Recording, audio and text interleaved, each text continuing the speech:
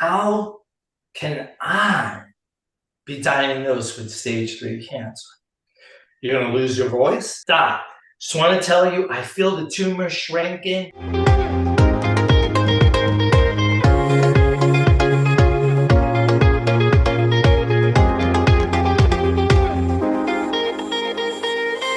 Ladies and gents, good evening and welcome back to my YouTube channel. My name is Lucy Davis and I am joined this evening by somebody who I know absolutely nothing about, and I am so excited about this. Chris has been introduced to me by a really beautiful friend of mine, and she said, you've got to speak to this guy, Lucy. This guy is inspirational. And so I've been chomping at the bit to speak to you, Chris, and finally the time has come to do this. So how are you, my friend? Are you well? I'm so blessed and deserved and honored to be on here. And we just talked about, not knowing one another off camera. It's like going watching a movie and you have no idea what it's about. Exactly. You have no idea. And then you're like, oh my gosh, surprise, And I love that. I really do, because we'll get raw emotions. Yeah. And, I'll start off by saying people will forget what you and I say. They'll forget what you and I do. But they'll never forget how you made them feel. Exactly. How you made them feel. So hopefully we'll move, touch, and or inspire people. I just ask people to soften their hearts, soften their ears, forget about everything you've ever heard before. I want you to just have a clean slate. And I just want you to take in what we're going to talk about, because this could change your life in ways you can't even imagine. And or somebody you love, whether it even be a pet of yours, or a relative, or a friend, or the people that we're going to talk about. We're going to be able to help people from all walks of life. And you know what I love about it, Luce? It doesn't matter about isms. No. It doesn't matter who they voted for, what nationality, Thank God. what country, right? What color. Look at me, I'm mocha latte, right? But yeah, so let me start off for people that don't know me. Yeah. So if you look up Chris Eryx, like people are now Googling right now, who is it? I've been nicknamed Baby Trump. So for the people that like Trump, you're welcome. For people that don't like Trump, don't hold that against me. That was the nickname I got. How I got that nickname was I was at the Ellipse on January 6th. And I got invited to be VIP. So I was a VIP guest. I didn't have a ticket. I was on the list. You know how that goes. And so when I went there, they didn't have my name. They told me to show up 5 o'clock in the morning. I got there, millions of people. They didn't have my name. Wow. And so I hung out and I just started making small talk. I love people. I used to say when I was younger, I know what job I want. I know what career I want. Everybody was like, what? I want to be a people watcher. Love that. I watch people. People fascinate me because they're all different. Nobody is ever the two the same. Even twins aren't even the same. Right? Thank gosh. I work in human behavior, so we're very linked with this, Yes. I'm just like, love this completely. So everybody's unique. Everybody has a different DNA. I just love watching people. And growing up, let's talk about the pink elephant in the room. I am from Jersey, Jersey Shore. So I was Jersey before Jersey Shore. So let's get that out, okay? Everybody says that when they see me. And then as a teenager, I grew up in Brooklyn, New York. And so, being at this Ellipse, VIP, it was freezing on the 6th. But not me, because I gotta look good. Doesn't matter if I'm freezing, I have to look good in DC.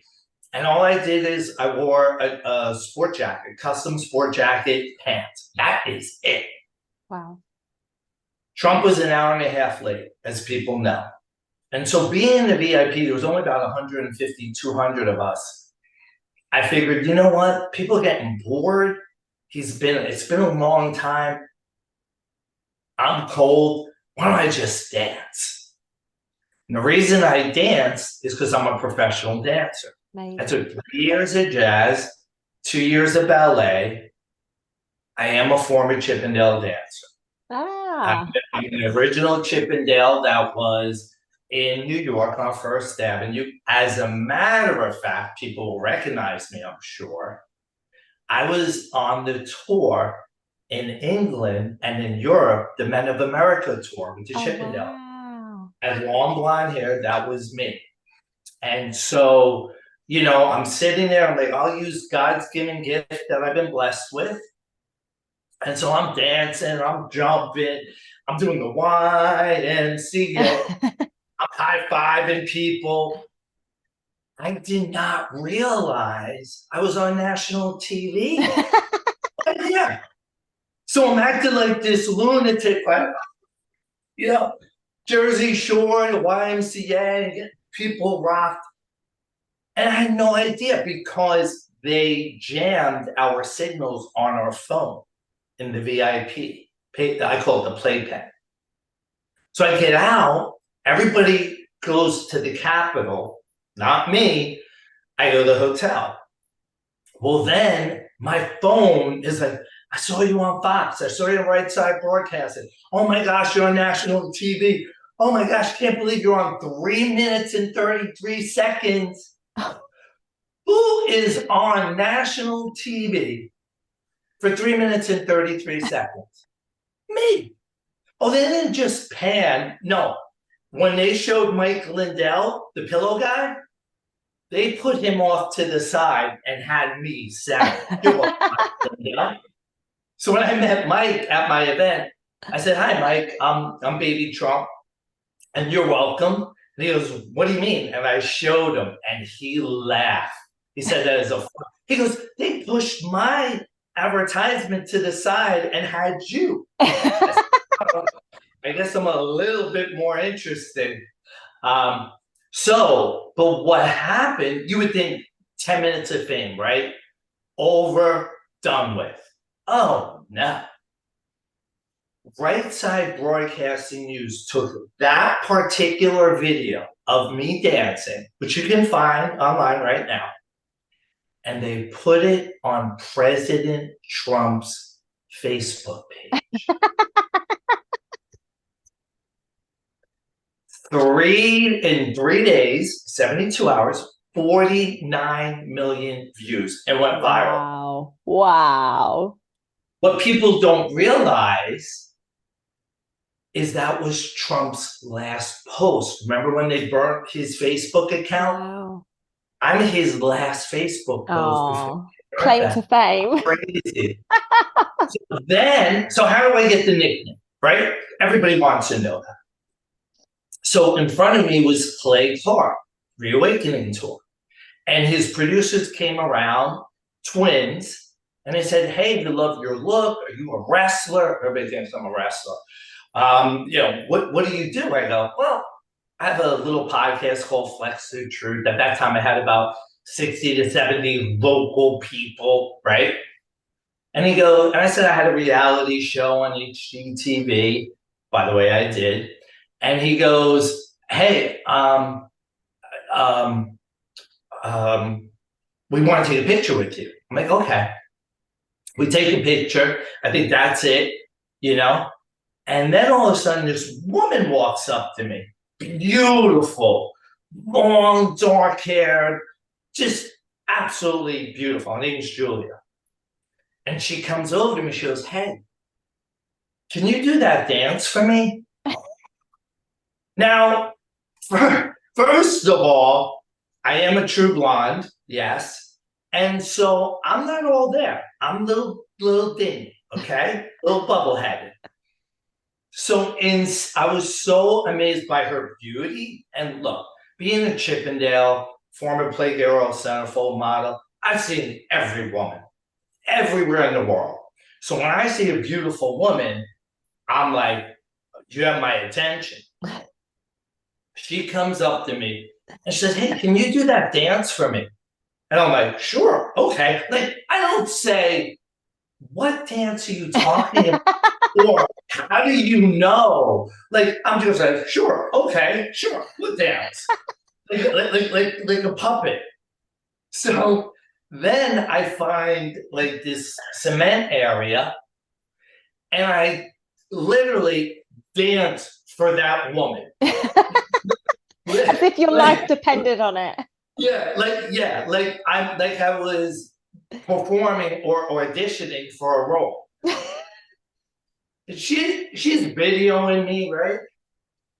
And so when we're done, oh, by the way, you know what that song was? Gloria. Oh, wow. And I'm going to tell you how crazy this is, because I believe in coincidences, not coincidences. Back in Pennsylvania, because I lived in Pittsburgh, I went to the Trump rally. It was the biggest one, it's like 68,000. We got in, I was like way in the back. And as I was walking around the crowd. People recognized me, talked to me. Hey, how are you? Hey, we know, because they knew who I was. All of a sudden, I'm standing there and the Secret Service comes up. And they say, hey, would you like a VIP seat up there? And I was like, hold on, let me think. Yeah, I don't want to. I could. I was, yeah, hello. So they usher us all the way up. We're like the 8th row. I'm like, this is crazy. And so I hear the music, because this is the first time I ever heard, this coming on. And I'm hearing it, and I hear YMCA, and then I hear Gloria. And I'm like, why would they ever play YMCA and Gloria? What does that got to do with Trump? And here I am, January 6th, the most infamous day in United States history, right? Because what happened at the Capitol. And I'm dancing to both of those songs. And oh, by the way, they filmed me on national TV on that one. I had no idea. That was 2 minutes, over 2 minutes. So I'm like, wow, I'm just the entertainment for Right Side Broadcasting and Fox News. And so I hope they're giving you some money for it, mate. Oh, and then I wanted to go thank Brian from Right Side Broadcasting. And he was like, who are you? And I go, really? Like, you don't know? Like 3 minutes and 33 seconds? But so that's how I got the nickname. Now, Clay Clark's in front of me. The producer said he wants to meet you. Okay. I meet him.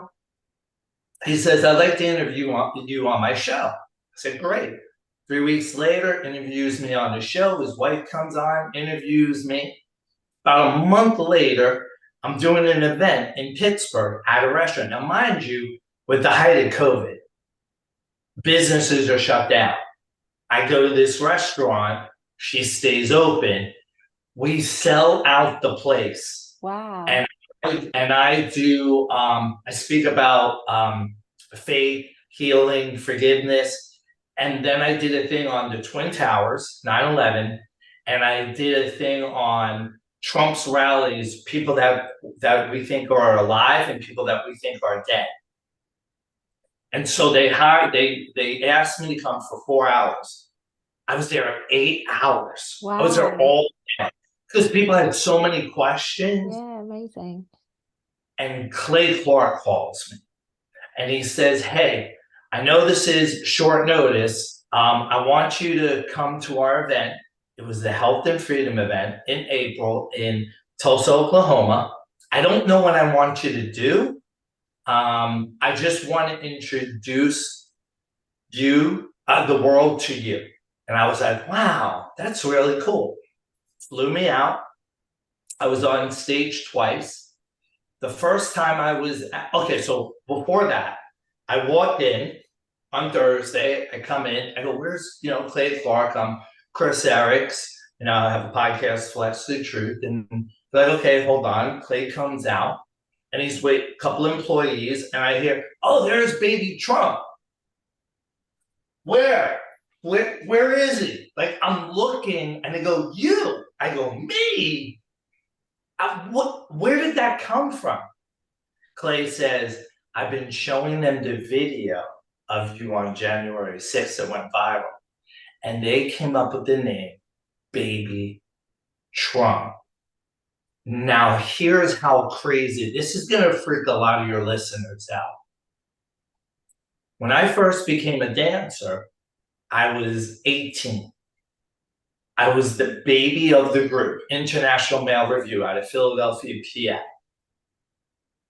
Well, they had people like Frisco and, Maverick, and they had all these names. And he said, you have to come up with a stage name. And I said, sure. So I was the baby of the group amongst these men, and I have blue eyes. So I went home and I'm like, okay, what does it make me stand out? And I started thinking, I go, Baby Blue. My nickname that I gave myself when I first ever danced, Male Review, was Baby Blue. Wow. There is the baby moniker nickname again. And I came out as a baby. Yes, I did, with a big baby blue bonnet and a bib. They wheeled me out in the playpen. Yes, I did. But how crazy, Lucy, that my nickname that I gave myself when I danced was Baby Blue. Yeah. And they nicknamed me Baby Trump. So what is it with the baby? Why do I feel that not once in my life, but twice, I have that name? And I feel that, one, I am a child at heart. Number one. Number two, we'll get to that in a minute, I was bullied my whole life. I was abused my whole life. Wow. Not only by the kids in the schoolyard, but by my own father. Wow. And so children are so near and dear to me, and so are people, because people are just grown children. Yeah. All we are grown babies. If you think about it, there's no different than a big difference from a baby to you and I right now. The only thing that is different is we don't rely on somebody to take care of us. Right? We're more independent. Yeah. So I figured that, wow, maybe I'm supposed to protect people, protect children. And so that's why I believe I've been given those two things. So then I go on stage, and Clay says, I want you to be Baby Trump. I want you to rev them up and dance and get them excited. I'm like, okay, 4,500 people, I could do that. I'm used to that. Bring them on. So I go out. Mind you, it's in a church. Not used to that bit. So instead of like this, I'm like, what? It's so boundaries. Yeah, it's so. And by the way, that's my signature move. Is this? I always covered my face. I don't know why, but what is so funny is that here you're unleashing me, right? Like, be Baby Trump, go do your thing, and then I have to go. You're in a church. Hello, like don't be like bumping and grinding, like this, don't like. So as I'm trying to dance, because I don't even know what song he's gonna play. This is all off the cuff, man. Okay, and so I'm telling myself, there are things you need to keep in the lockbox when you're dancing. Like, okay, like this is not bump and grind session, right? Don't be crawling on the floor, and Oh, love it. So totally inappropriate. Yeah. And I'm trying to be appropriate. Of course. In the church, dancing. It was very hard. I have to, and then women were coming up and videoing, and it was crazy. So then I ended up protecting the speakers there. And I ended up bringing them to the stage and then ushering them to the media and was really looking out for them. Nice. And then all of a sudden I hear, Chris, Clay wants you. And I'm like, what? He wants you on stage. And I'm thinking, why does he want me on? I just was on stage earlier in the morning. After lunch, he knew I could rev them up again. So he goes, I'm gonna get some of my t-shirts that had t-shirts. And by that time, I think we sold maybe 11 or 12, and I had 500. So I was like, I'll just take a couple of them and I'll throw them out, you know? And so I go out there and he announces me, and I think it was Michael Jackson. It was by Michael Jackson. I think it was Billie Jean. I'm doing the moonwalk. I'm doing everything. I'm doing the spins. I'm like, do not grab your crotch. Whatever you do, don't like. As I'm dancing, I'm telling myself what not to do. Yeah. Like, I'm in a church. I'm in a church. Remember, we're in a church. In a church. Yeah, no bumping grind. Don't be grabbing your privates. Like, stay on your 2 feet. You know. And all of a sudden, in the middle of the song, middle of dancing, I look out and I turn to Julie, who is the stagehand. I go, cut the music. I look at Clay and I said, cut the music. And he's looking at me like, what? I walk up and I take the mic from Clay Clark. Now I don't know what I'm going to say. It was not planned. All I knew was something happened to me in my spirit and said, go get that mic. And I went and I got the mic and I said, how many people are sick and tired of being lied to? And people raised their hand. I said, no, really. How many people are sick and tired of being lied to? And they raised their hand. I said, how many of you are sick and tired of being sick and tired? Now we're in the height. This is in April. We're in the height of COVID, okay? I said, okay. I said, you know, they lied to us about everything. Do you know they even lied to us about hugging one another? Now, I say that, and I look at people, and they're all laughing. They're all laughing. And I go, turn to your left, turn to your right, and hug one another. So everybody's like, So they're hugging. And I go, stop. You're hugging each other the wrong way. And they're looking at me like a bunch of Bambis, like, what are you talking about? And literally, it literally was coming down. It was like a download. I don't know what else to say other than this wasn't planned. I had no idea. And I said, think about it. When you turn to your person and you hug them, you always go right in. It's very simple. It's very, you know, people go in, they just hug, you know what I mean? Like that fake hug, you know what I'm talking about? I go, now, I want you to hug from your heart, which is right here.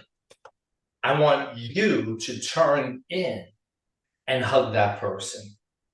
And I want you to be heart to heart. And I said, now, hug one another from your heart to theirs and connect it.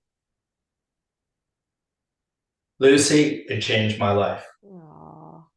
It was a moment in time that I was like, oh my gosh, look at everybody. And this, for probably the first time in my life, I went in the spiritual world and it lit up. Beautiful. All these people's spirits and hearts. It was like a Christmas tree. And it just lit up.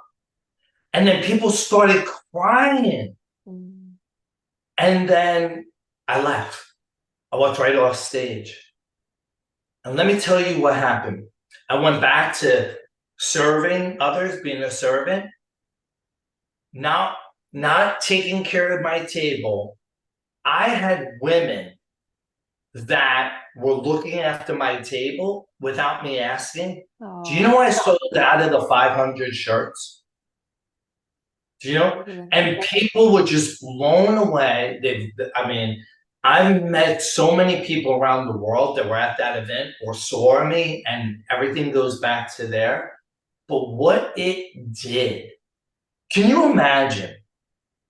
You're walking in the airport, and I have my bag, and I hear, "Baby Trump, I know how to hug the right way." Oh, that's beautiful. And they stop and they have their arms out like this and they run. I mean, some of the people never ran a day in their life and they book it and they just hug me. Oh, that's You know beautiful. what I'll do? I'll hug them the wrong way and they'll correct me.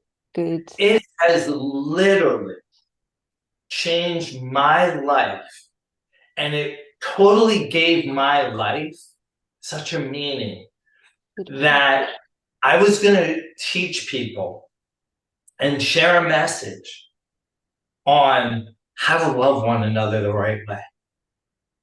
And, you know, the most important thing when we die on our tombstone, do you know what the most important thing is on the tombstone? It's not what they say about you. It's not when you were born. It's not when you died. It's that dash. That dash on the tombstone.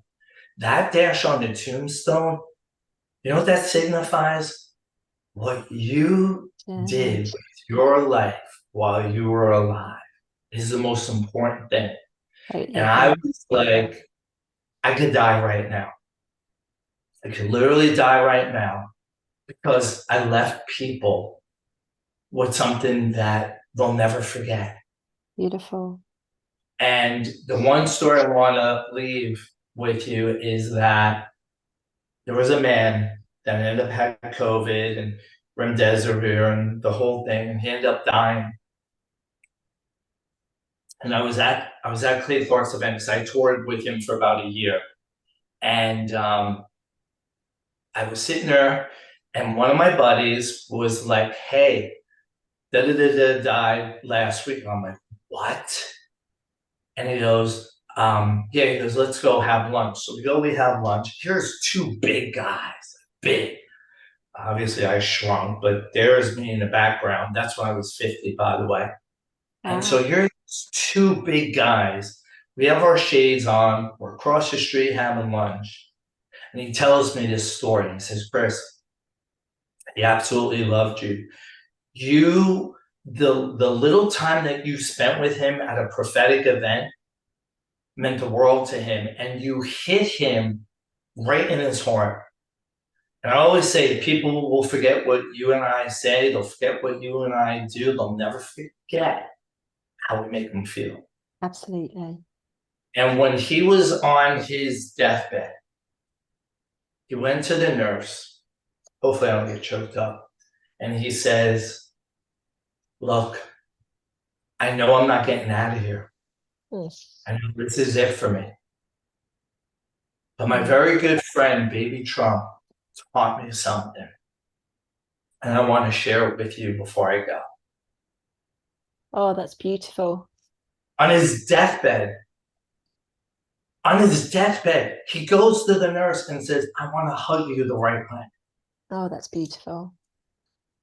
Because I was sitting there bawling at lunch. And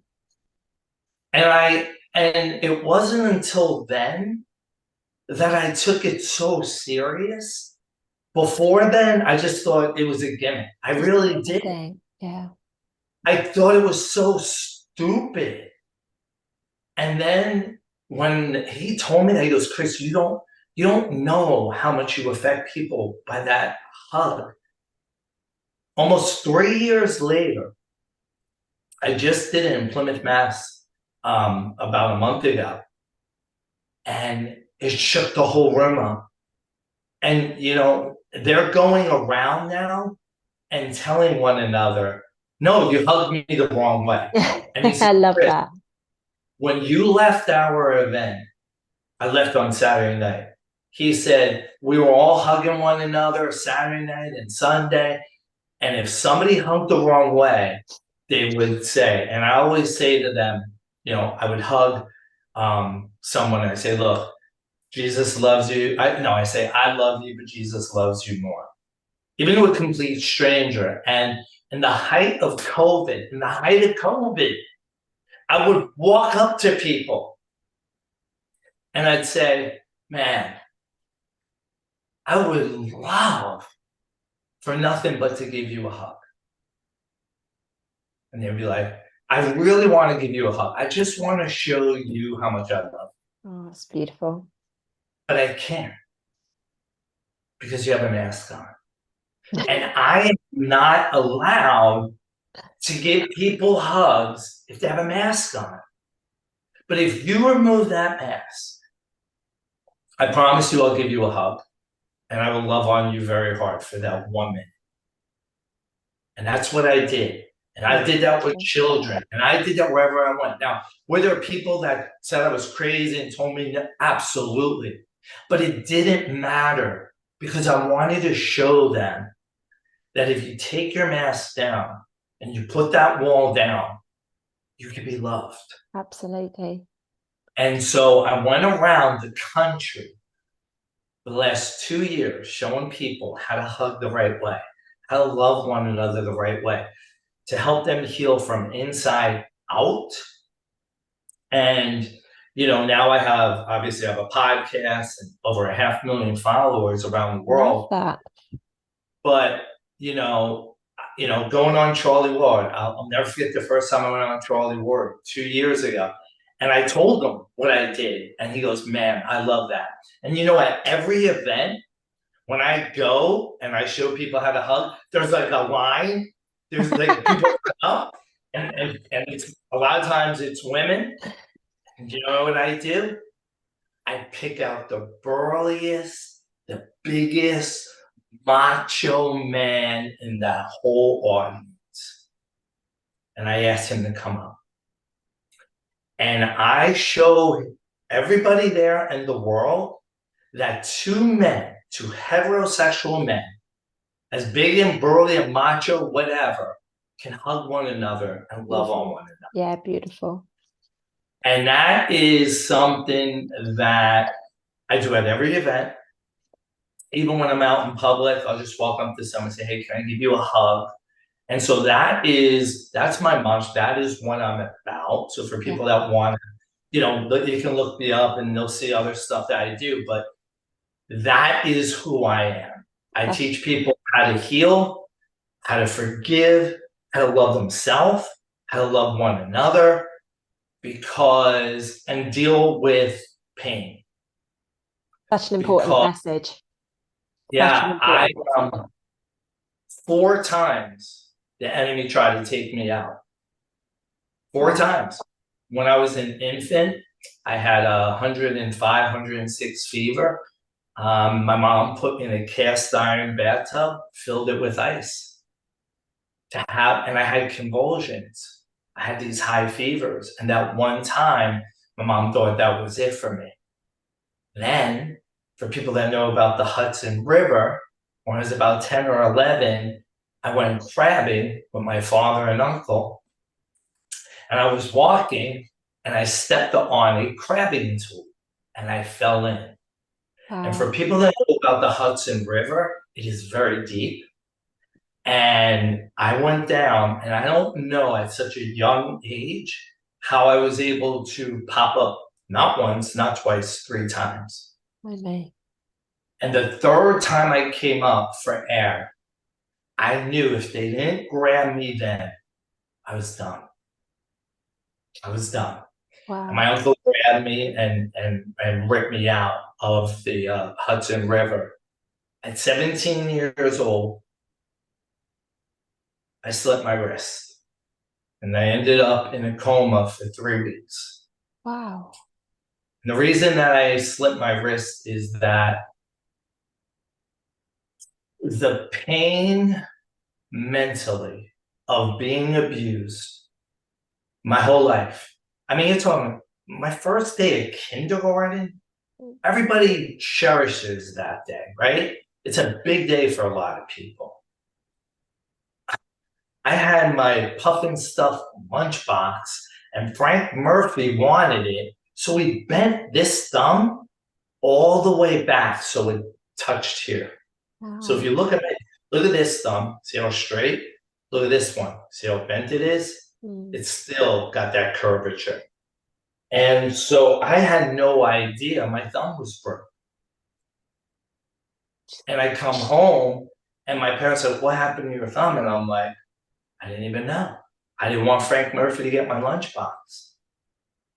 And so I knew at such a very young age that I was going to have pain. And I grew up and I was beaten. I was a nerd. Girls didn't want to have nothing to do with me. The only thing that I had was a sense of humor. That was it. I grew up as a Roman Catholic, so yes, I am a recovering Roman Catholic. I went to a Roman Catholic elementary school. I went to Roman Catholic high school. I was an altar boy. And thank gosh they didn't want me. Thank gosh. So ugly. And I got hit with a fugly stick. People like, Chris, you were not ugly. Really? The priest didn't want me. They had me. They had me for a king-size Snickers bar. But this protected this. Lucky, right? Sometimes the things that we think we've been misguided by actually save us.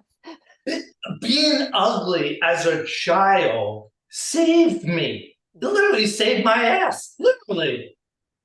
I'm sure you weren't ugly, but I get your point. No, look, I will show you pictures. I have no problem. I got so ugly. I got hit with the fugly stick. And growing up watching Rudolph the Red-Nosed Reindeer, that was me. Oh. I was an outsider all the time. And all I had was my sense of humor and sarcasm and wittiness. I had more wittiness than I had sarcasm, but they still didn't want to have nothing to do with me, girls. And I had no idea what a girl was. I mean, I was a Cub Scout. I was a Boy Scout. I mean, the only thing I didn't wear is a pocket protector, okay? But outside of being the Big Bang Theory, part of their cast, I was a nerd. I had this chili bowl hair. So my mother thought she was the stylist of the year. So I didn't go to a barber. I had a wooden bowl, a salad bowl, warped, by the way, because she didn't buy it brand new. She bought it for $25 at the garage sale. So she put that on my head and cut my hair. Bless her. So I'm just saying. So I looked my hair was crooked, bangs. I mean, it was a hot mess. I was a hot mess. And so growing up like that, now my father was something special. See, my dad wasn't the ordinary dad. My father played with Johnny Cash, Eddie Rabbit, Johnny Paycheck. He was a professional drummer. Wow. So my dad was never home. And so I found out at 15 that my dad had another family. And that he came home one night and his kids were gone and his wife was gone. And so when I looked at my parents and when I was born, I was just telling my brother this last week when he was here. I said, I think I was a mistake. And he goes, what do you mean? I said, I don't think I was in the plan. So he goes, children aren't in the plans. It just I don't know. You don't understand. Dad just lost his family, Yeah. and then all of a sudden I pop up Right. Oh, wow. as soon as so I think they got married because my mom was pregnant with me. Because when I look at their anniversary of their wedding and how old I am, it coincides. Direct correlation. Yes. And Bless so you. and it makes sense why my father had so much rage and anger, Oh, and so unfortunately he took it out on me. shame. And what I want to talk to people about is that love hate. Um, One day he loved me. The next day I was getting whipped with a country, those country Belt. music Mm. belt buckles, the older ones, like the 70s, Yeah, 80s, yeah. I would get whipped with that. I would get hit with that buckle. And people are like, why don't you like country music? Let me tell you, Yeah. because my whole childhood was taken away from me because it was always fight or flight, and it was always flight. What about your older brother?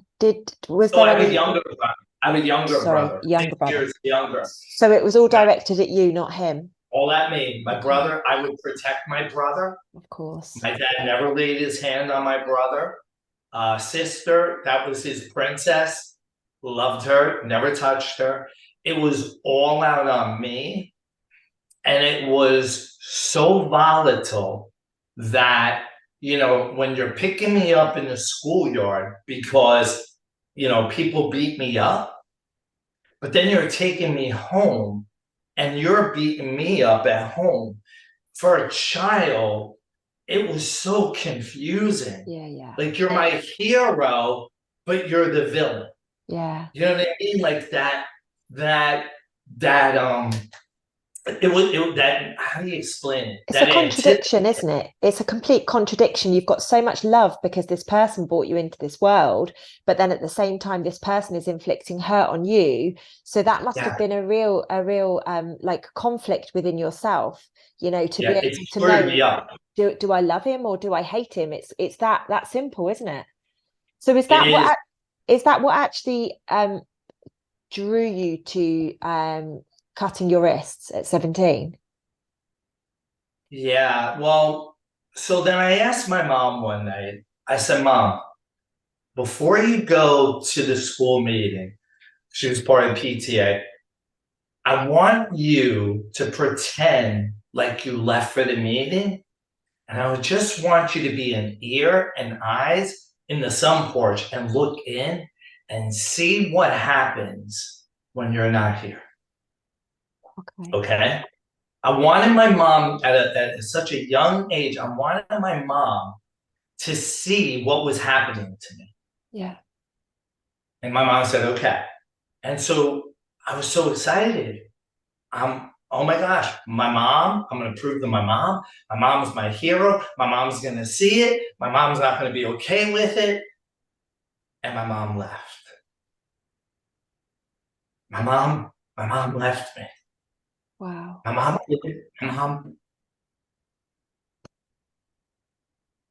Oh, that's tragic. my mom didn't want to see it. Oh, that's really difficult.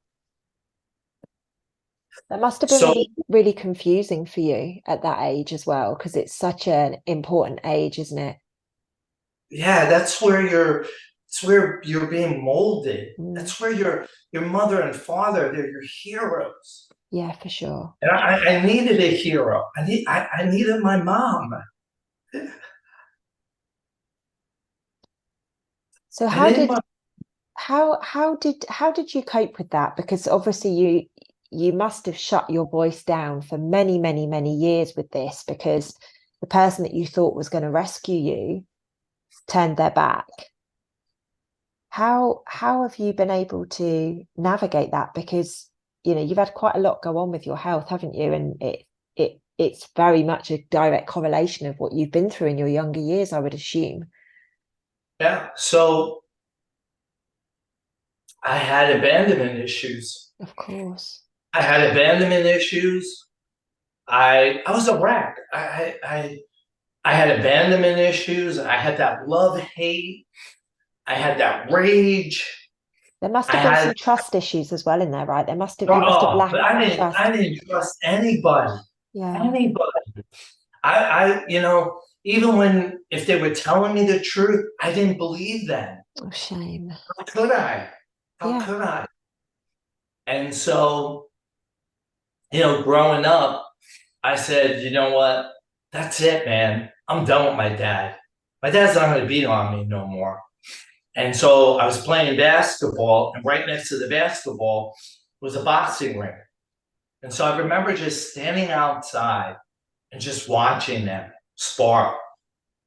And then I took one foot in, and I was watching them. They were throwing the medicine ball. And I'll never forget the trainer said to me, "Hi." I said, "Hi." And he goes, "What's your name?" I said, "It's Chris." And he's like, "Do you like fighting?"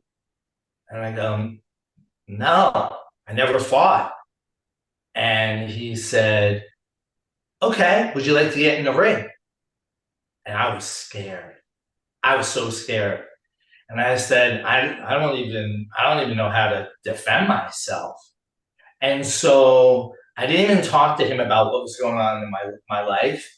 But after my basketball games, I would go and practice. And I became Amazing. an ex-Golden Glove boxer Wow, good for at such a you. young age. Amazing. And I did it. I weighed about 160 pounds. And I did it because I wanted to defend myself. Yeah, the kids in the schoolyard's one thing, but it was my dad. Yeah, for It sure. was I never wanted my dad to put his stinking hands on me ever again. Mm. And my dad made the mistake along with my mom one day. And this is very important. So now I'm going through all this. I have the abandonment issues. I have the love hate. I have the abuse, schoolyard, coming home. I literally had no sanctuary. Whether I was in school, do you know my teacher would let me leave early because he knew I had a head start. Oh, And then, to go home and then to be abused by your dad. And then you're hiding in the basement for a day or two. And then you're threatened you're going to run away as I got older, you know? And they were like, "Where are you going to go?" And I would literally go in my basement. We had a metal closet, and I would hide inside that metal closet for about a day or two. And because I just did not want the abuse yeah. anymore. And so then all of a sudden, I go from nobody wanted me, nobody wants to talk to me, girls don't want to have nothing to do with me, I have no friends, to a model. Overnight, literally, I woke up like I had a fairy godmother or something, and I'm a model. And now I've got women coming out of the woodwork. I mean, they're coming from everywhere. Women that never gave me the time of day. I'm like, what happened here? So then I lose my virginity at 16 with a married woman. At 16, with a married woman. And why am I telling you this? Because I went haywire. Yeah.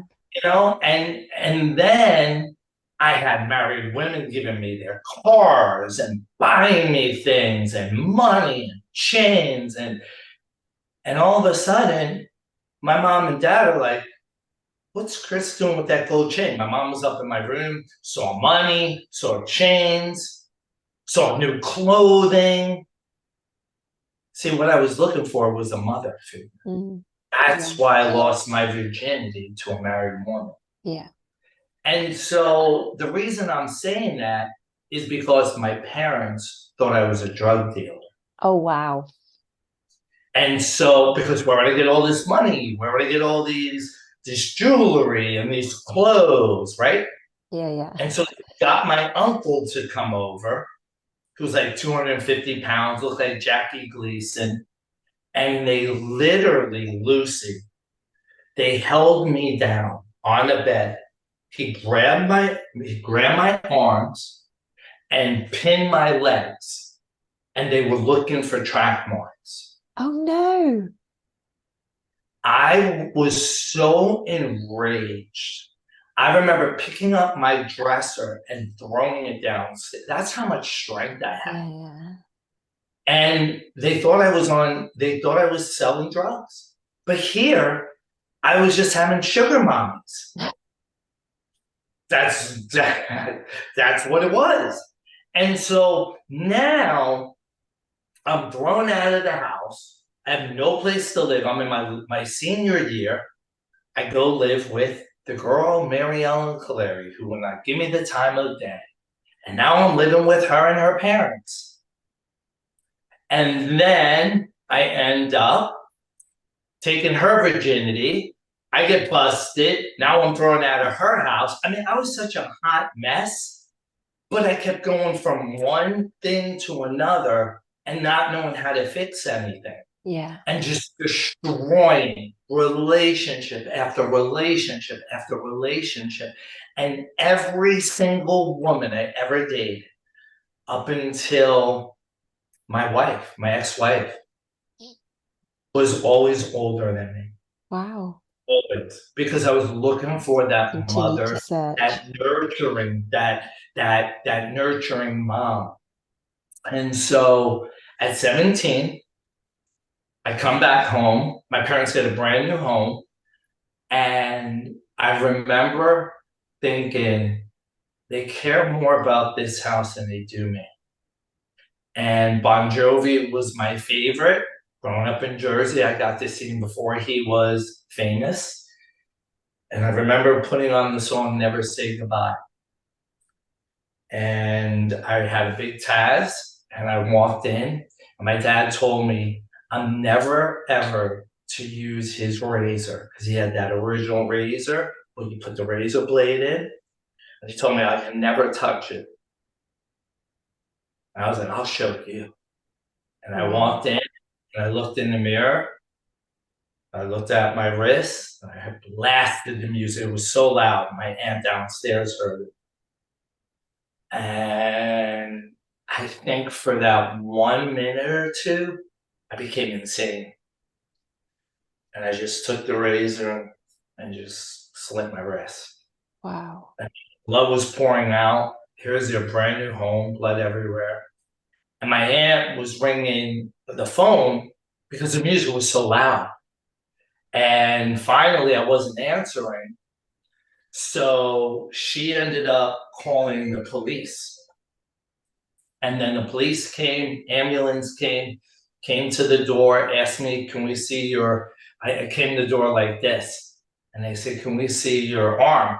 And I was passing out. And I was like this, and I showed them, they go, we want to see the other one. And I showed them this, and I hit the ground. And they rushed me to the hospital. I was in a coma for 3 weeks.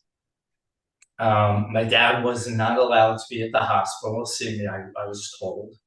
And what I was told is I came out of it. But there was a gentleman that was in mature age, had a cane. He would walk by my room every day, like clockwork, and he would bang the cane. He would never walk in my room.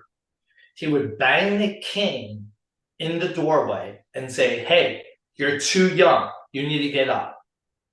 Oh. When I came out of the coma, they told me this. I said, I want to talk to him. I want to meet him. They couldn't find him. They don't know where it was. They don't know where it came from. I was like, well, wasn't he a patient? Because I was in the psychiatric ward. Yeah, yeah. I wasn't, so I was like, where did this guy come from? The only thing I could think is an angel. This guy came out of nowhere, 3 weeks, I pop out of a coma, and that was the first time. The second time, I had to break up with a girlfriend. We had a business, and she backstabbed me. It was antiques, and we were going to open up this business together. So, you got to go to garage sales and estate sales, and, you buy this stuff. And here I was doing it by myself. And I was like, why aren't you doing this with me, Sal? And then I found out she was building another business with another woman. And you know what that business was? Antiques. And I broke up with her. At that time, me and my son had a falling out. He betrayed me. And there it is. There's that pain. Yeah. No trust, betrayal. I locked myself in the house for 2 days. A pastor's son I'm good friends with, Brandon, I says, come on, we're going to go out tonight. Me, you, my fiance, we're going to have a good time. I hadn't eaten in 2 days. I go to this bar. The owner sees me while I was playing softball.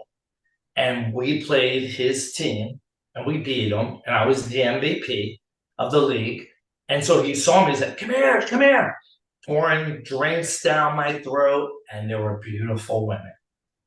And next thing I know, the beautiful women are taking bottles of alcohol, pouring it down my throat. I'm dancing, I'm drinking, but mentally, I wanted to die. Yeah. I didn't want to live. I just got betrayed from the two people that I trusted, there's that trust, that I trusted, that I loved more than anything in the world. And I just remember leaving there, getting in the back seat of his car, and I was good. And then when he dropped me off at my house, I couldn't get out of the car. Long story short, I had alcohol poisoning. Oh, wow. I had long hair. It was one length right here. I was drenched. Brings me to the hospital. I remember two things. I remember the nurse grabbing my hair, because my hair was like this. And she grabbed me, she goes, no one dies on my watch. You hear me? Love that. I was 33. They wheel me in. I'm on the gurney. And they ask me, do you have children? Blah, blah, blah, blah. And I hear some nurse say, oh my gosh, you're too young to die.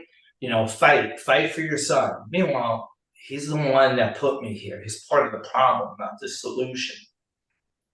And then I hear Brandon and the doctor faintly talk about, you need to get a hold of his next of kin.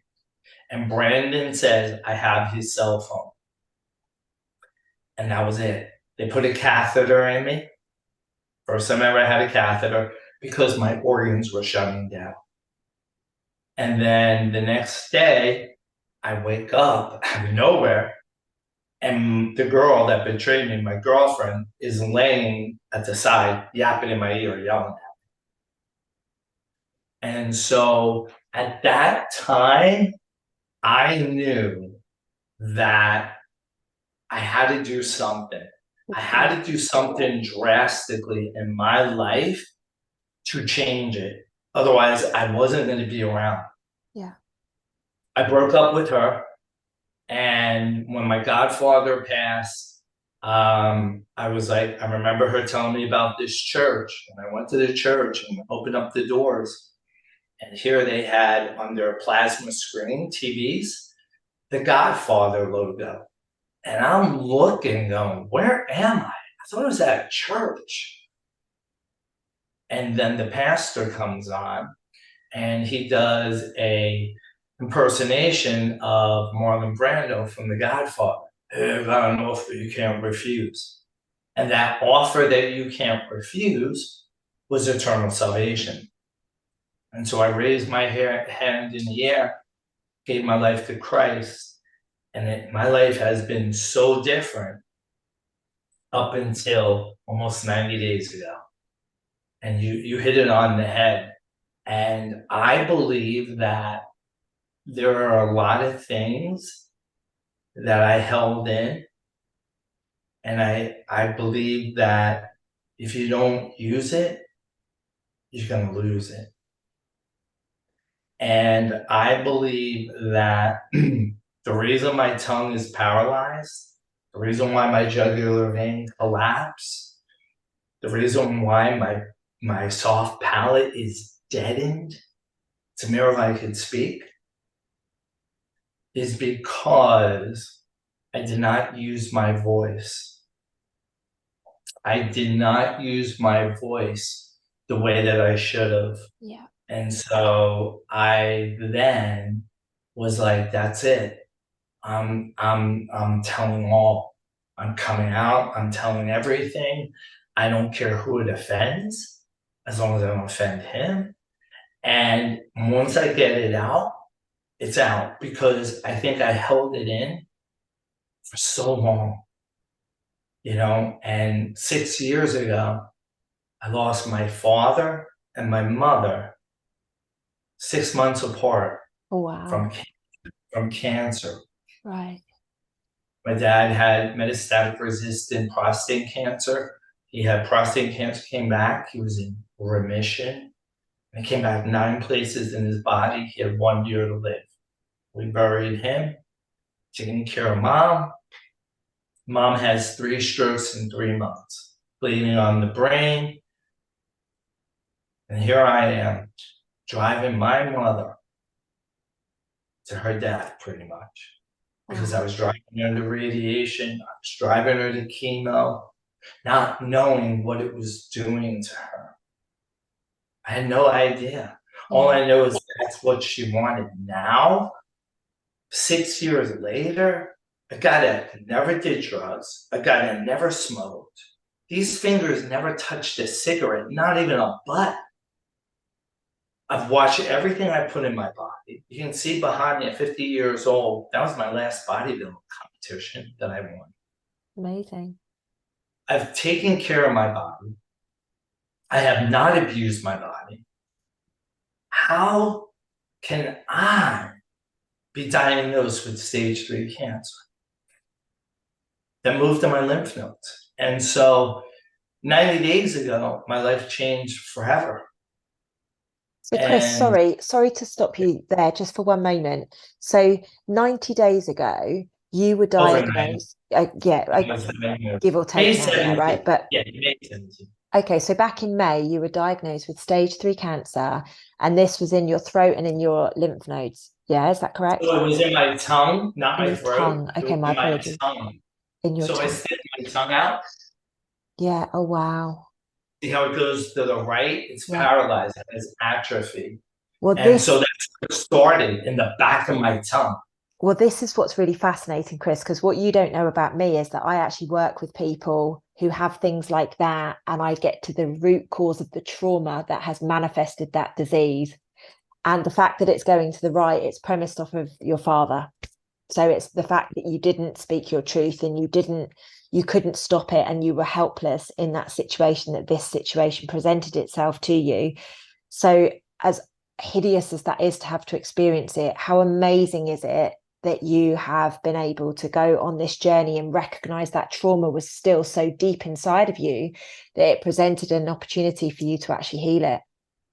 Yeah, and I forgave my father. Good for and you. my dad became my best man at 81. 81, he was my best man. And, I was there, until he passed. And you know what's crazy, Lucy? I just thought of this. Oh my gosh. Oh my gosh, I have goosebumps. The last time I saw my father, this is gonna blow you away. My dad couldn't speak. Oh, wow. There you go. My dad had thrush on his tongue. Yeah. He couldn't talk. Wow. He couldn't talk to me. Wow. Oh my God, that just hit me. The last time I saw my dad, his voice was taken away. Wow. But We were best friends. I was his spiritual leader while he had cancer. He would hide in the bathroom and call me because he didn't want my mom to hear it, because my mom was agnostic. She didn't believe in Jesus and God, or she turned her back. So my dad's like, what do you think? Like, I'm dying. Like, where do you think I'm going to go? I'm like, what do you think I am? Like, you know what I mean? Like, we have God's navigation system over here. Like, what Why am I, not? GNS? Yeah, Anything's GNS. possible, Chris. Anything's possible.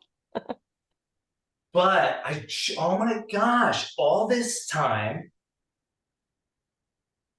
And my mom, the last time I saw my mom, she was in a coma at the house. My sister called me and I went there and I was in the bedroom and she was in a coma. I walked out and I heard, Chris, come in, come in. She wants to see you. And I was like, what? But my mom couldn't talk to me. And my mom and I never had closure. I never got to talk to my mom about the abandonment. I never got to talk to my mom about what it did to me. But let me tell you something.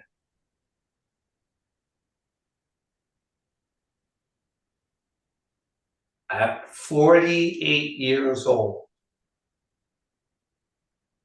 took 37 years.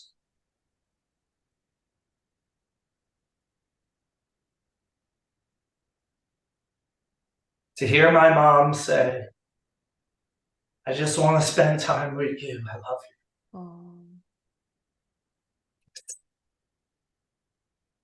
you. It took her to have cancer. And I said, Mom, I have the money. More importantly, I have the time. Where do you want to go? What do you want to do?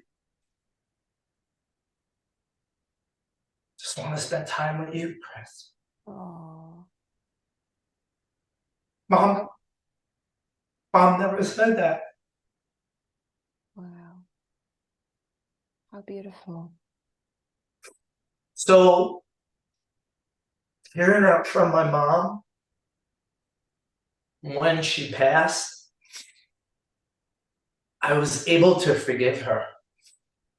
And I'm teaching people how to forgive people that are even not alive, because it's not about them.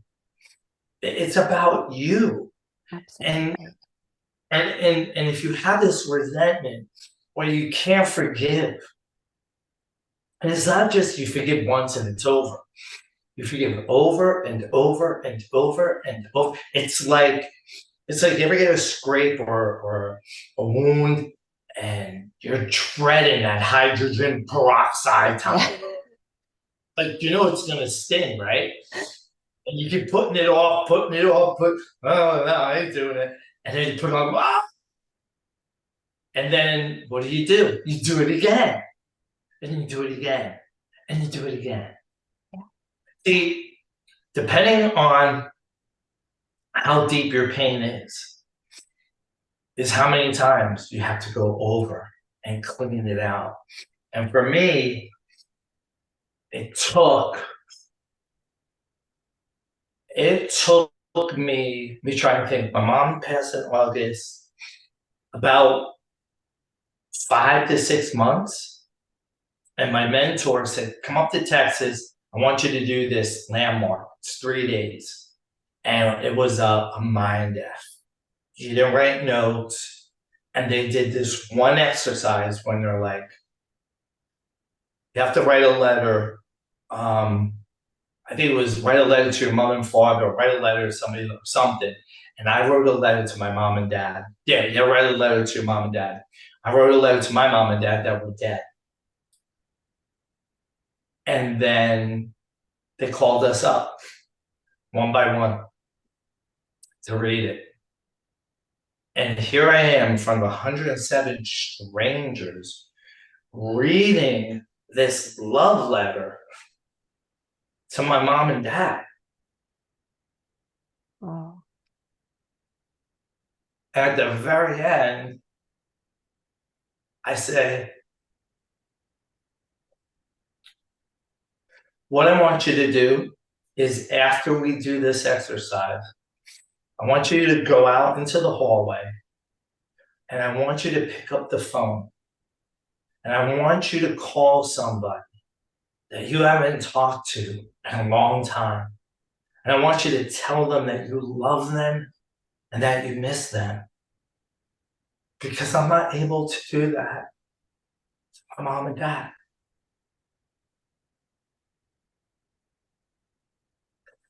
And I remember looking out at people and literally just half the room just got up and left. And I had no idea what was happening. Yeah. And they go, we got a break from lunch. And the moderators came in and they all choked up. And I was like, nobody wants to go to lunch with me. And they're like, are you kidding me, Chris? You're our captain. You're our quarterback. When we went to lunch, we had 76 people that wanted to sit with us. One restaurant, it was Payway, I'll never forget it. I have the picture. And I'm like, we're only going to eat here if we can all just be together. And I took this picture of us. And I remember one specific guy, he was Mexican.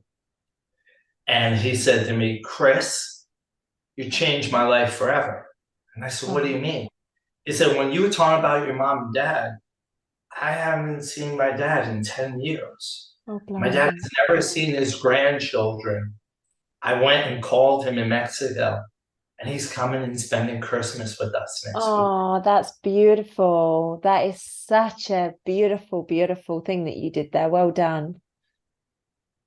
And, you know, Lucy, our mess can be somebody's message. Oh, absolutely. The things that we go through can be our testimonial, right? It's funny, Chris. It's funny you say that because I've been saying since about 2018 when I ended up nearly dying in hospital, I'm like, your message is in your mess. Your message is in your mess. So to hear somebody else say it, I'm like, well, there we go. I love it. I love it.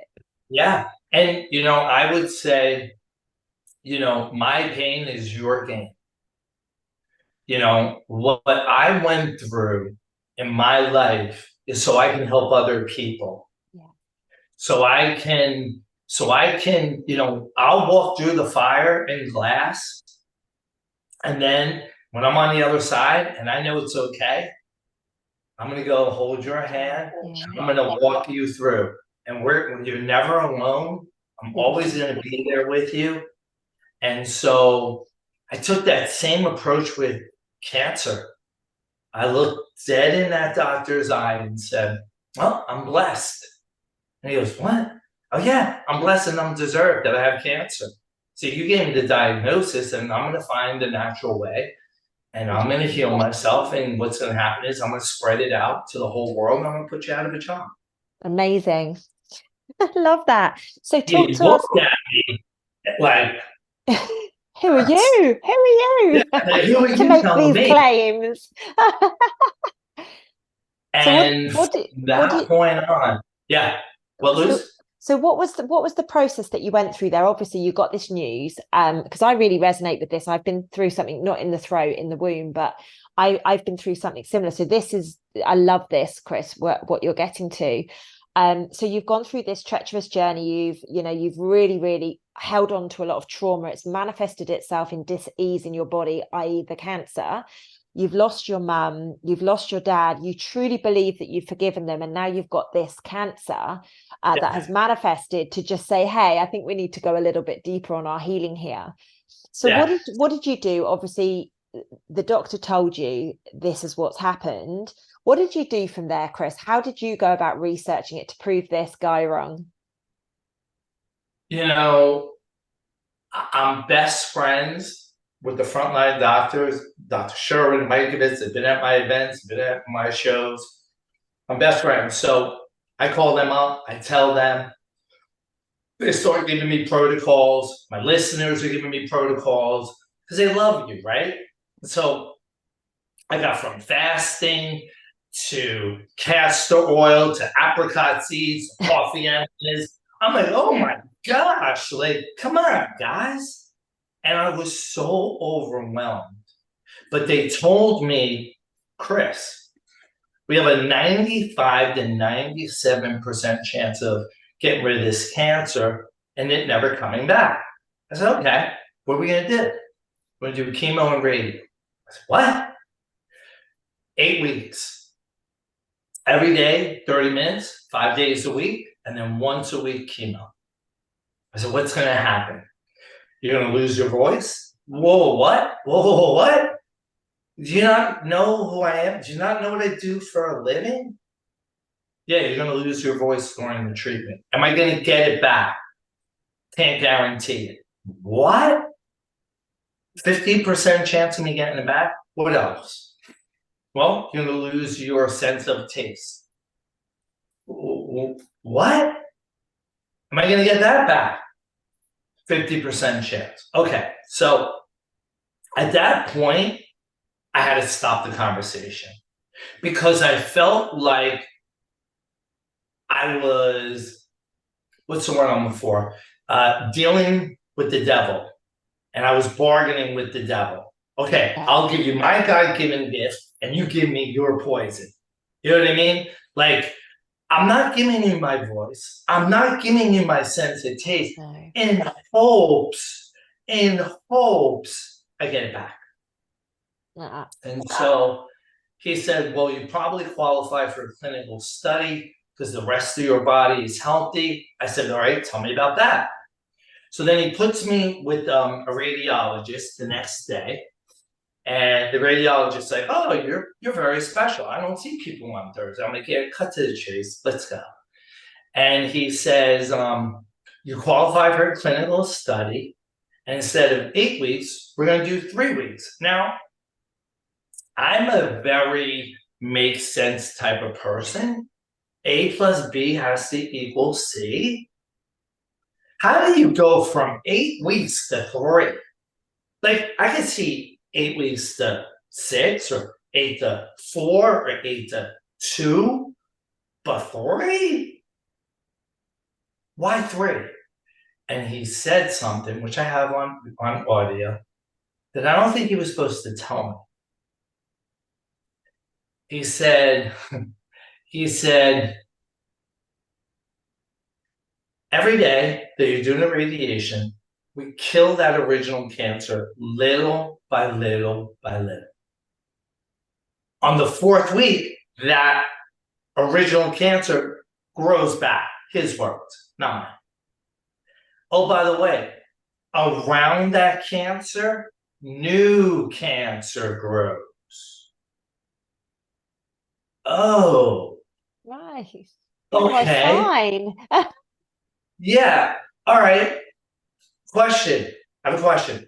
Yeah, for the people playing at home. So I get the 3 weeks, but I was going to do 8 weeks. 4 plus 4 is 8. What happens on the 4th week? It comes back, new cancer.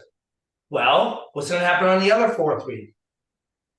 Comes back, new cancer. How many of us, show of hands, know somebody that had cancer and it came back? There's your answer. Now, do you know,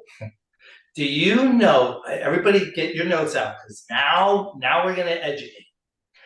Do you know why you are forbidden to say you're cancer-free until after 5 years when you are under an oncologist's care? Do you know why? No. Because they know it's going to come back. What word did they use? They tell you to say. They use one word and they tell you to say it when you're under their care. What can you say when they test you? Remission. Remission, yeah. Do you know the difference? See, this is what is wrong with us, is that we don't learn. We don't relearn ourselves. We don't educate. We just listen and we go, oh, crap, I'm in remission. Do you know what you're saying? No. You ready to be blown? Remission, the definition.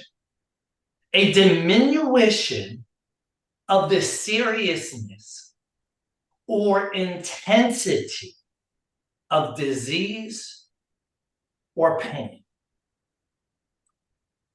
A temporary recovery. Wow. Wait a minute. Interesting. Hold on. Time out.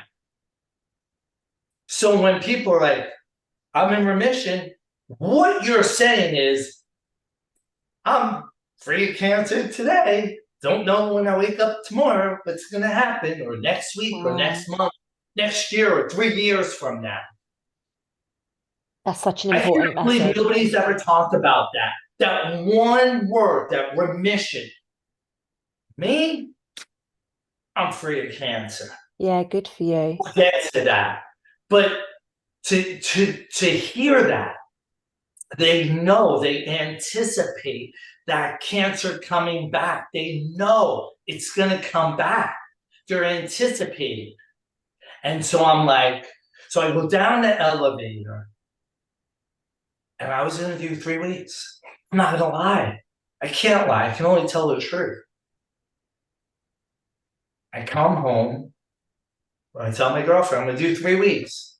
I'm a warrior, man. I'm a fighter. 3 weeks, I got this. And I lay in bed, and my spirit goes, what are you doing? Who are you? Most importantly, whose are you? You know where you're going. You're not afraid. But you're going to poison your body with chemo radiation for 3 weeks because you want the easy way out? Yeah. And so I go, man, I'm such a screw up. So then that next day I go, all right, I'm going to fast. So I call my buddy in Mexico, the owner of the resort. I set it all up. I'm going to go 2 weeks. I'm going to do a liquid prayer diet. I'm going to do cold, hot therapy. I'm not going to eat. I'm just going to drink. He's got turmeric and ginger drinks. Planned on that for about a week. Set on that.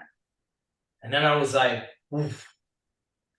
I'm going to be about 165, 160 pounds. I'm going to be weak as hell. And if I don't beat that cancer then, I'm done. That's it. Because my body won't be strong enough to handle that. Follow? So then I got rid of that. And I said, you know what, man? I'm a screw up. Everything I ever touch, I screw up. I'm going to leave it to you. You put the people that you want me to walk through. And so, Root Brands, the owner of the company I'm best friends with, all natural products, I call them up. She beat 4 different cancers.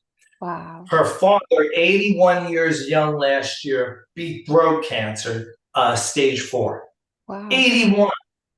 How? Clean slate, drop her in the mouth, gargle it 3 times a day, relive greens. I'll give you the link. 3 times a day with almond milk. And I did another thing. And then these. Right here. And so I'm laying in bed. And I'm 2 days, I'm going to go see this naturopathic doctor. They used to work for Big Pharma, by the way, in Arizona. And I don't know what to expect. All I know is I'm going to get scanned from head to toe, no radiation. And then my plan was, you go see her, let her scan you, and then come up with a protocol, come up with a plan. I go, I see her, measures my tumor 29 millimeters by 26 millimeters, does my immune marker, which we're going to talk about, very vital, very important. It is 68,000. Now, what does that mean? That means my immune system that everything operates with, okay? Without an immune system, you have nothing. Your organs cannot operate. Your heart cannot work. Nothing. Every single thing. Think of your immune system as the tree. Okay? It is literally the stump of the tree. Okay? And the branches are the organs, if you would. Without that tree, you have no branches. So the standard for anybody that doesn't have cancer or any ailment, life-threatening disease, is 50,000 to 100,000. Well, I have stage 3 cancer. 68,000. Wow. So I'm already good. I'm not great. I'm good. I'm not even barely good. Like I'm doing good. But I have stage 3 cancer. How can that be? Because the rest of my body is healthy. So then she does this scan. She says I have a little bit of a hernia. Says I have peripheral arterial disease, which is behind your knees, which is your blood circulation. It's okay. But the day before I go to meet her, I have a friend of mine, and she calls me up and says, "You gotta meet Kristen and Kurt." I said, "Look, I got one day before meet my naturopath doctor. I don't want to be baby Trump. I'm gonna have a hat and shades on. I don't want to sign autographs. I literally, Lucy, wanted to be high." Yeah. Well, how the hell are you gonna hide in Vegas? Like, because I had to fly into Vegas and drive 2.5 hours to see my doctor. Because even though it's in Arizona, it's where it is in Arizona. It's in Lake Havasu. And if you fly into Scottsdale, it's 4 hours. Oh, wow. So I'm like, all right, I'm in Vegas. I'm like, I'll just have a 30-minute lunch. I just wanted to appease her. What is it gonna hurt? 30-minute lunch. I'm sitting there, I'm in the lobby, drinking my coffee, my shades on, hot, drinking. I hear Chris. Now, when I'm out in public, especially in another state, and I hear Chris, first, is it me? And if it is me, they know me. Because everybody else doesn't say baby Trump. So I look at them like, what? And so I thought, well, maybe they know me, from a podcast or something. And we sit down, we're talking. Do you know they knew me? Not from my podcast, not that they saw me at an event, that 6 years ago, I was part of an organization. I was top 5% in company. And I spoke in front of 20,000 people, and they were in that company. Oh, wow. And he said, I always wanted to come up to you and talk to you, but you're always surrounded by people, and I just lost my nerve. Oh. And here I am having lunch with you. And so 4 hours later, my whole day, he says, I can help you out. And I'm like, huh? And he says, we have 400 clinical studies done by this specific strain of mushroom. Now, when he said that to me, I was like, oh, Sloan and Kettering, American Cancer Society, Harvard Medical, MD Anderson, the top. He said, we have a patent on the way we cultivate it, means how they grow it, how they extract it from the mushroom, and the potency is the strongest of any strain. Wow. Oh, by the way, if you look in Japan, if you look it up in Google, you'll see it is the #1 cancer cure in Japan. Wow. For 30 years. 30 years. Look it up on Google. So I'm sitting there. As a matter of fact, and I'll get to it, I'll tell you why it is. So I said, well, what do you want me to do? And he goes, I want you to take 10 a day. We're going to give you these. Only if you take 10 a day. And they told me, testimony after testimony after testimony of people with cancer and people with these diseases, people that were terminal, that changed everything and that are healthy and still living. And I'm like, what? I said, all right, let's take a picture. Because I knew that picture was going to mean something. And so I go home. Now, could you imagine this conversation? I say to my girlfriend, well, I know what I'm going to do. She goes, oh, are you going to go to Mexico? Are you going to fast? I don't know. I'm going to fast. Maybe do castor oil or coffee enema. No, not my butt. No caffeine in my butt. What are you going to do? Have some shrooms. I'm going to take 10 of these. She looks at me, and I said, the root brains, the clean slate dropper, the relive green. She looked at me like, okay, you're getting 302. We're putting you in the insane asylum. She Yes, goes, sir. you got stage 3 cancer, right? I go, I know.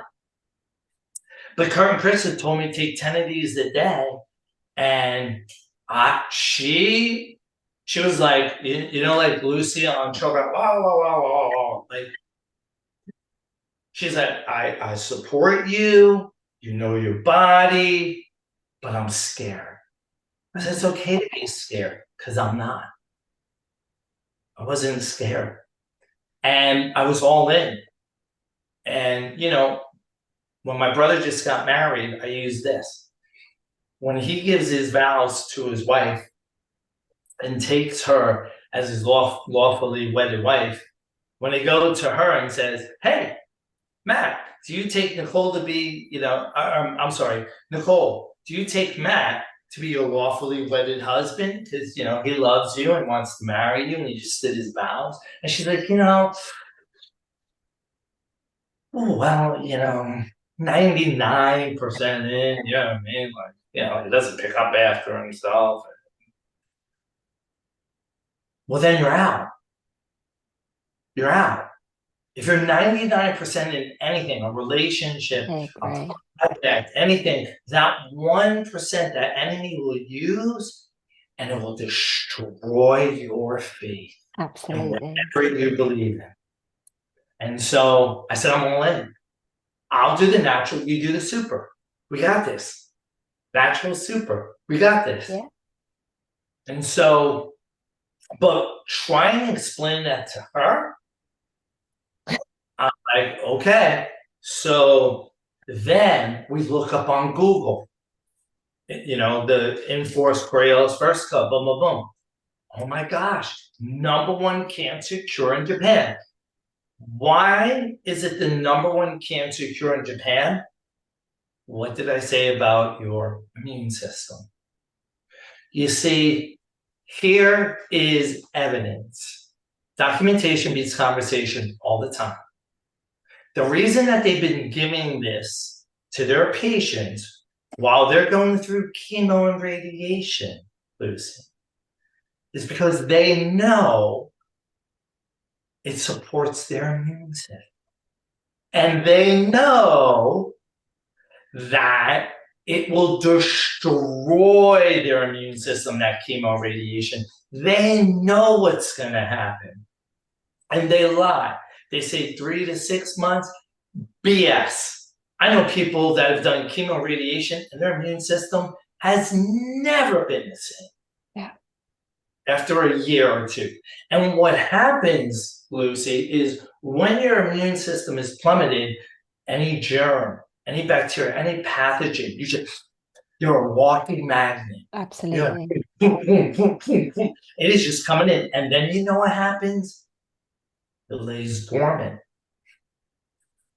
It lays dormant and then As soon do as you know you're what weak. do you know what my doctor said to me? His exact words. He said, Chris, it is a bad growth. Words matter. He said, there's nothing you could have done and there's nothing you did wrong. well, what? That doesn't make sense. But he said a bad growth. Well, what grows? Parasites, bacteria. So now you're a walking, talking magnet for everything bad out there. And the enemy goes, I got you now. Yeah. I've got you hooked. Just that little 1%, I've got you. Wow. Got you. I got you now. And so I was like, okay. So now I start popping them. I'm taking 5 in the morning, 5 at night, 5 in the morning, 5 at night. The second week, I'm a lot of energy. I'm in the gym. Oh my gosh, I'm feeling superhuman. I'm like, come on, Kurt and Kristen, is this steroids? Like, what is this? You're giving me amphetamines, man. Yeah, I'm like, I feel superhuman. I look jacked when I'm not even working out. And what's going on? They told me your immune system. Because your immune system is elevating, you're able to recover faster. You're able to lift heavier. You're able to grow more muscle. I'm like, and sleep. I sleep better than I ever did. Oh, that's amazing. And so, but then the second week, something happens. And the devil comes knocking. What they didn't tell me, that I'm going to tell everybody here, is my body was working on my immune system and cleaning it up. So my body was purging. Okay. So I was tired. My body was, I was exhausted. I didn't want to eat. I was sad. I was depressed. I was angry. I didn't go to the gym for about 3 to 4 days. And this was around the 3-week mark, did you say, Chris? Second week. Second week, my apologies. Second week. And then here comes the devil. Now, the devil is going to work through people that love you the most. It's not going to be an enemy that can't. It is going to be the closest get in bed with, or yeah. And so my girlfriend comes in and goes, "Why don't you take a Xanax?" And then says, "I know you hate Big Pharma. I know you're all natural." I'm like, "No." And then she says to me, "How about next week you call a doctor and you do an antidepressant just for a short period of time?" Hello, devil. Wow. Hello, devil. Now, she has no idea what's going on with her, but he's coming after me through her. Wow. Because he knows I trust her. Mm. So he's going to go through to her and have me do something I detest, and I'm totally in it. And so now it's my choice. And I go, no. Next morning, 5 more mushrooms, go to the gym. Oh my gosh, I didn't miss anything. I'm doing these exercises. I'm not breathing heavy. I call Kurt and Kristen. 2 days before I'm going to see my doctor to get the second scan. Now I'm going to bring my girlfriend. I said, "Hey, doc, just want to tell you, I feel the tumor shrinking." "What?" "Yeah, my tumor shrunk. I feel so good. I feel superhuman. I've been taking these mushrooms. Oh my gosh, it's unbelievable." We go there. My girlfriend comes in the room. Can see the big scanner. Boom, top to bottom. Now remember, my immune marker, 3 weeks prior, 68,000. 122,000. Wow. Doubled in 3 weeks. Wow. The second week, I was down. So when you think about that, from mushroom capsule, what? And so then she's freaking out. Oh my gosh, I have to have those mushrooms. I never saw anything like it. And I'm thinking, she's acting odd. She's 75 years old, and she's got the scanner, and she's like, "Oh my God, I never saw anything like it. I have to have those mushrooms. Everybody has to have them." All that she goes, Oh, and I'm like, "Wow."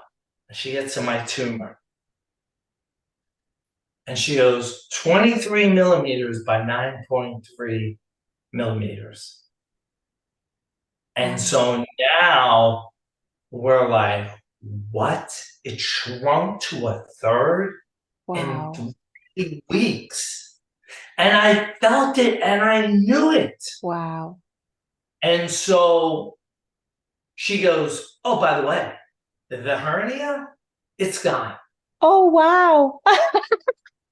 What? Well, I didn't have surgery. Like, what, I have the fairy tale surgeons? Like, "Hey, Chris is sleeping. Let's operate." Let's go in. The pad, Wow. the peripheral behind my leg. She goes behind my leg. She goes, "Oh, look at this, Jan. Look." I'm like, "Oh boy, I'm going to get amputated here. I'm going to lose a leg." I never saw blood flow like this. Look at the circulation.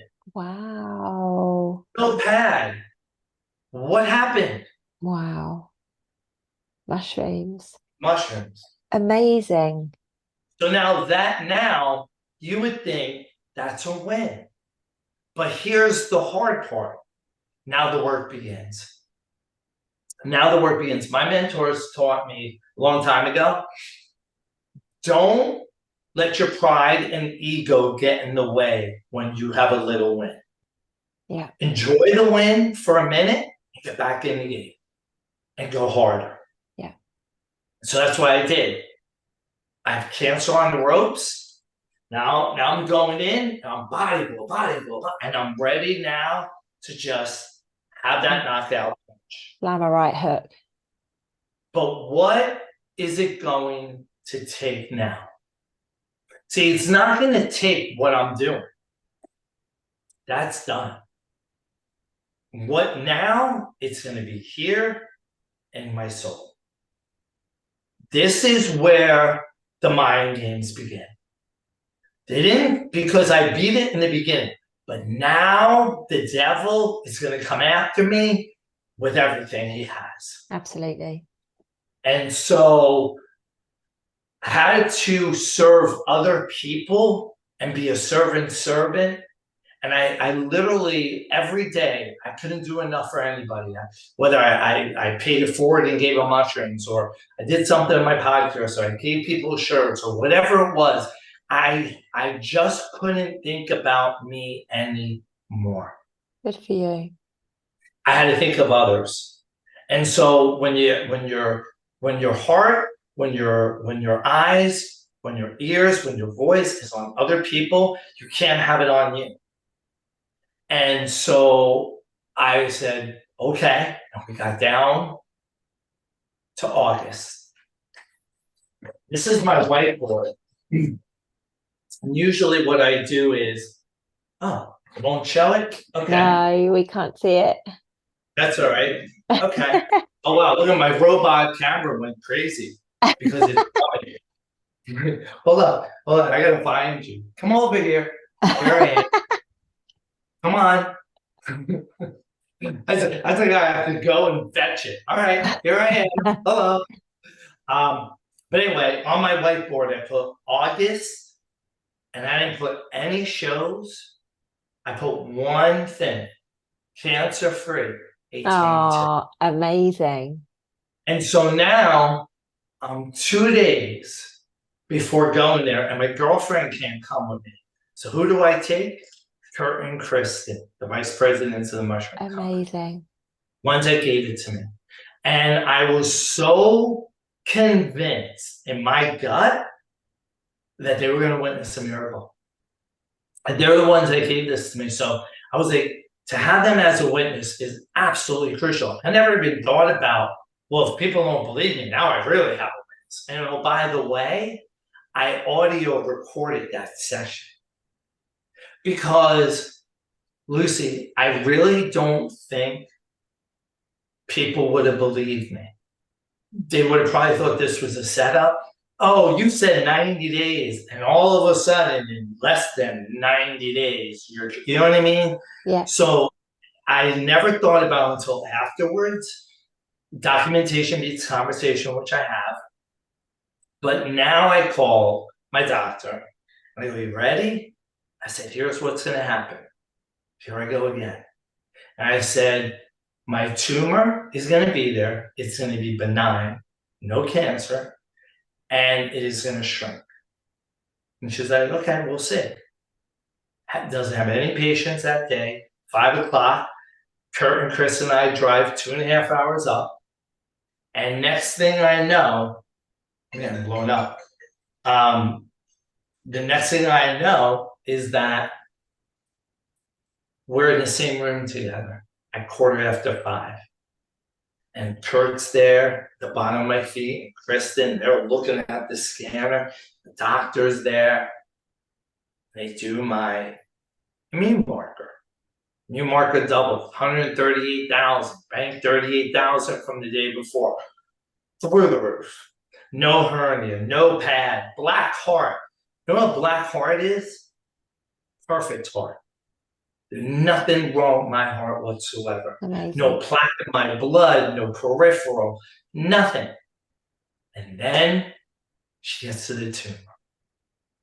Now remember, it was 23 millimeters by 9.3 millimeters, 56 days prior. She says 5.19 millimeter by 4.9 millimeters.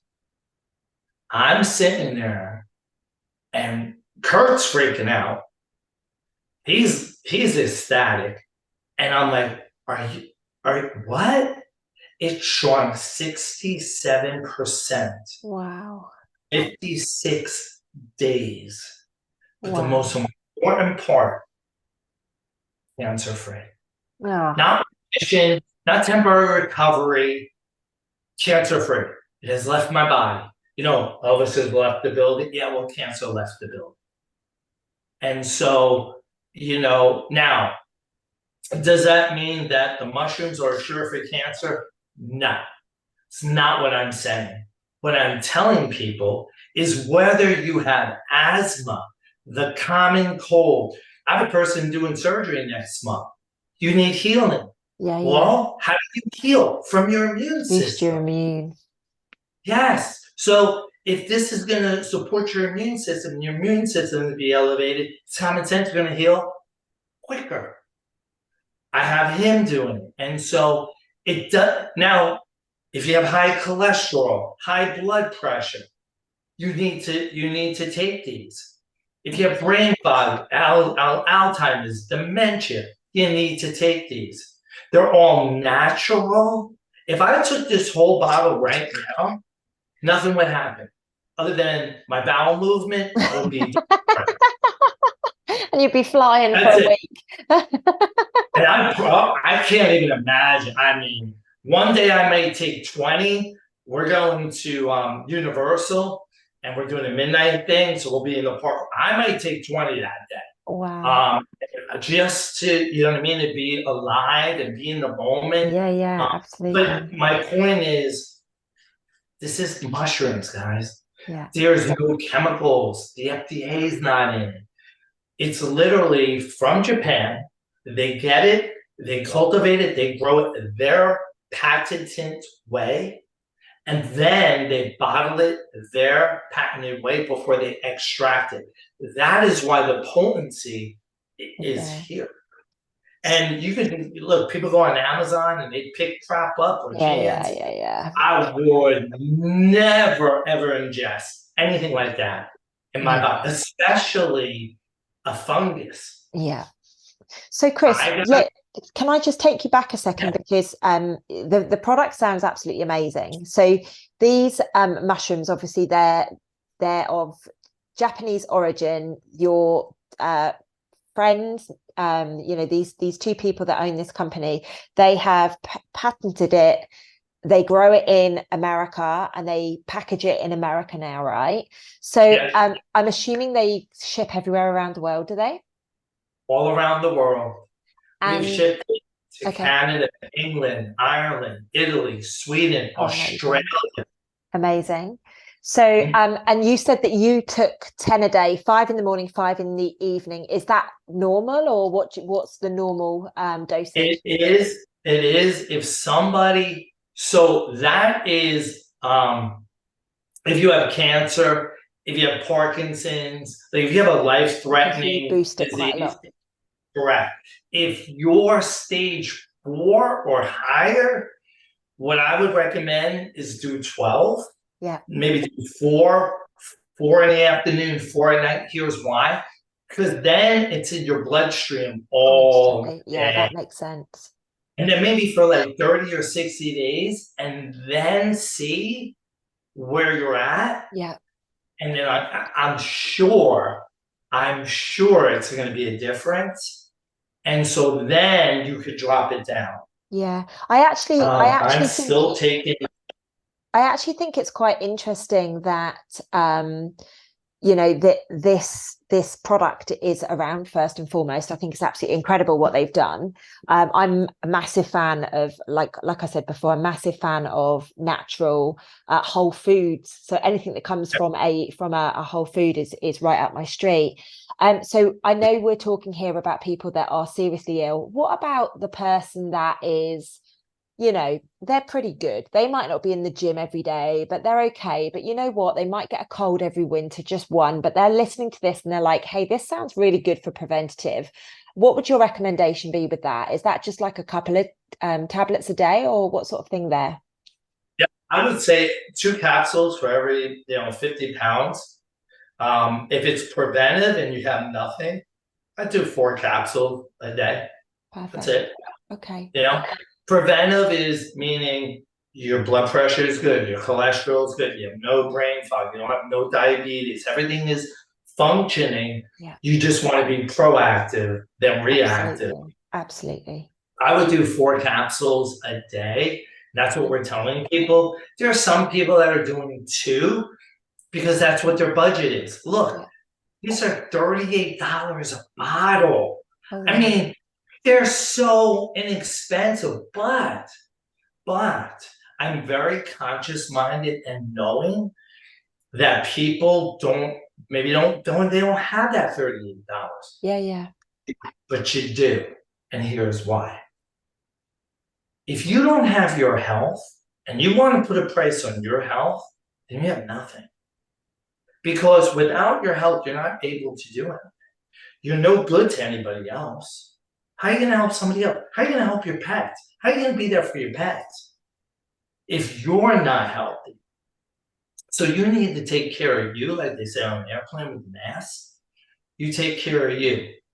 So what I can tell you is in the last 2.5 months, I don't take any vitamins. I don't take creatine. I don't take any bodybuilding supplement. Just this. Amazing. And so for me, I'm gonna take a video. You know what? I'm gonna take a video and a picture of my pantry. I'm gonna show you how much bodybuilding supplements I have. I don't use them anymore. You know why? Don't need them. It's overkill. This does everything. Good for you. And if Amazing. I would have been doing those supplements, Lucy, I would have never known the power of these. Yeah, absolutely. Never known. Now, not doing any of them and seeing, I'm gonna go to the gym after here. I can't wait to rip by. When No, I walk in that gym, man, it's like we're on, man. Like we're on. And I never felt like that. I never amazing. felt that I drag myself into the gym. Now I run. Like I get in that gym, I'm like, let's go. I can't wait to work out. Amazing. Because This, I know the recovery. I know it's gonna be quick. I know I'm not gonna be in pain or yeah. aches or can't get out of bed. This is amazing, Chris, and I'm really, really grateful that you've given me a couple of hours of your time. Believe it or not, we've been talking for 2 hours. Wow. So, Wow. I think everybody, as long as they've made it this far in the conversation, I think everybody's going to be blown away by how inspirational you are. And they're going to be saying to me, Lucy, get him back on again soon, because I think that we can go much deeper on this journey around the energetics around it. We can talk much more in detail about the mushrooms. Like I say, I love every single whole food product that's out there. That is truly, truly what it says it is, rather than with all the Food. additives and the bulking agents and all that kind of crap. So, it's really, really great that these people have found this. I'm really excited to receive mine. And then I can obviously give a legitimate, authentic view on it from my angle as well. So I'd love to do another one when, obviously, when mine arrive. Get it? Yeah, I 100% agree. Your testimonial, we'll look at this and then we'll see your testimonial. You probably won't be able to sit still. And the first thing you're gonna see is your energy and this calm, peaceful joy. Now, that doesn't mean, oh, people are, no. I'm happy all the time, but I have this calm joy over me. Amazing. 24/7. Now, does that mean I don't get angry? Yeah, I get angry, but it's in and it's out. Yeah. Good for Because you. it opens up your dopamine and serotonin. And once that is open, how you doing? I love it. I love it. Chris, it's been amazing to speak to you. I'm going to end it there, because what better way to finish than how you doing? How you doing, huh? How you doing? I love it. I love it. Everybody, please, please, please do comment and let Chris know how much you are grateful for his time. If you are interested in these products, please do go in the description field below. There will be a link for you to click and buy. Chris, thank you so much for your time, my friend. I look forward to seeing you super, super soon on the next video. All right. Thanks, everybody. Take care. God bless. Bye.